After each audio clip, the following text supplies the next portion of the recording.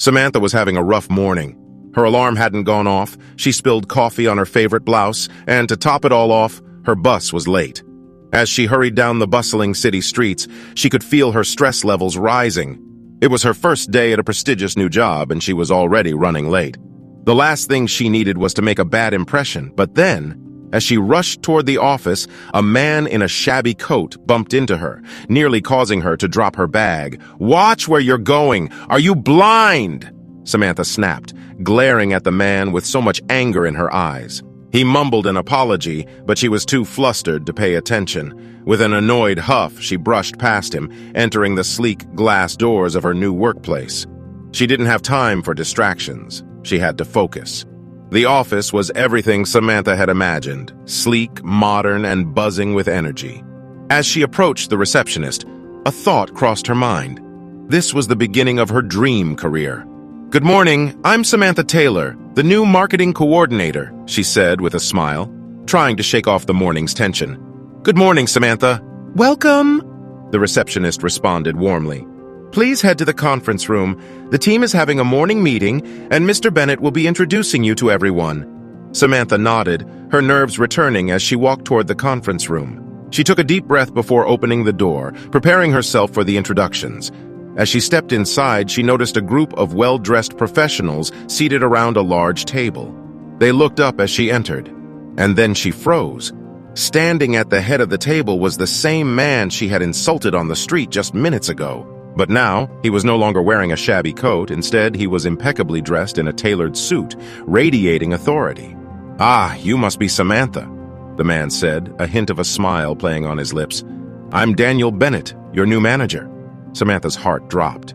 She could feel the blood drain from her face. How could this be happening? How could the man she had insulted be her boss? She forced a smile, her mind racing as she took a seat at the table, hoping he wouldn't recognize her.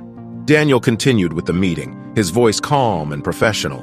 Samantha sat there, barely able to focus, her mind replaying the morning's events over and over again.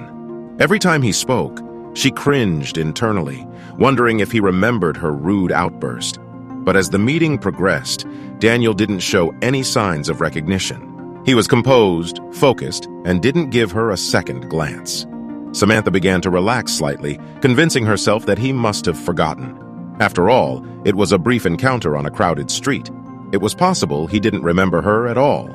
Weeks passed, and Samantha settled into her role. She found Daniel to be an exceptional manager, supportive, insightful, and always willing to listen. But something gnawed at her. Despite their daily interactions, he never brought up that fateful morning. It was as if it never happened, and that only made her more anxious. Then, one Friday afternoon, as the office was winding down for the weekend, Daniel called her into his office. "Samantha, can I have a word with you?" he asked, his tone friendly but firm.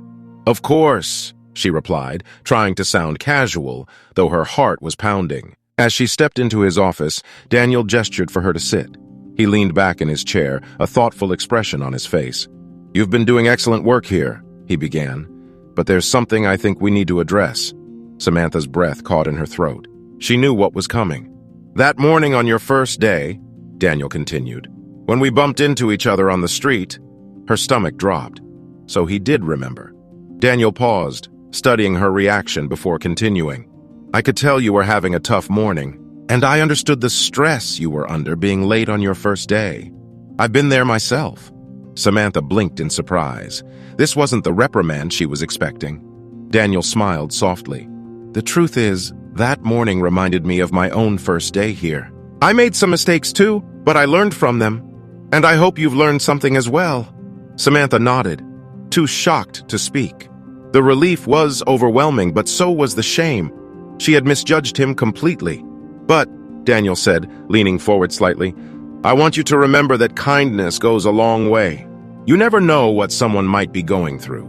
And in this company, how we treat people, no matter who they are, is just as important as the work we do."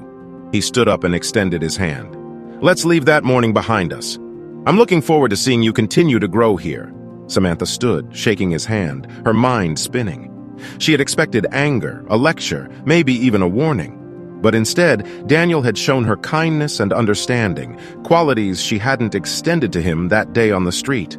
As Samantha left his office, she felt a weight lift off her shoulders. The lesson Daniel had imparted was one she would never forget.